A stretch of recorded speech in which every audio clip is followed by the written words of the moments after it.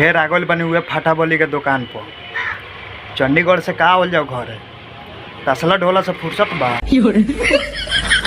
तो भाई लोग वहाँ से सीधे आ गए रूम पर। और ये बात पूरा जानकारी रहे, हम अगला वीडियो में बतैले रहनी कि 25 तारीख के खेसारी लाल यादव काराकाट में ना आइयन तो ना आइयन। हम सीधे बोल रहे रहन 26, 27, 28 3 गो डेट में आई हैं। आ देख ली लो 25 हेल गई आ 2600 खेसारी लाल यादव ना अले काराकाट में। तो डिक्लियर हम बतावे वाला बानी कि कहिया आई हैं खेसारी लाल काराकाट में। 28 तारीख के डिक्लियर भइल बा कि खेसारी लाल यादव काराकाट में आई हन पवन सिंह के चुनाव प्रचार करे। तो रउआ लोग पूरा तैयार रही खेसारी लाल यादव के देखे खातिर। और ये काराकाट में जम के जंग होता।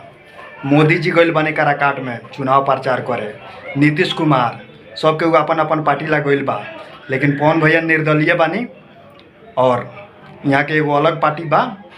और ये अपन पूरा सपोर्ट लगावो तनी, जौन भी यहाँ के सपोर्ट में बा कलाकार चाहे जे भी बा ओकरा के बोलावो तनी, अपन सपोर्ट लगावो तनी। अब देखी जंग बा सीधे मोदी जी से और नीतीश कुमार जे भी बा फूल छाप ला चाहे जौन भी छाप यहाँ लोग के होके ये अपन छाप अपन मांगतानी लोग। और पवन सिंह के कैंची छाप बा ये अपन छाप खातिर जितना भी पावर होता लगावतानी। तो फिर मिलतानी अगला वीडियो में।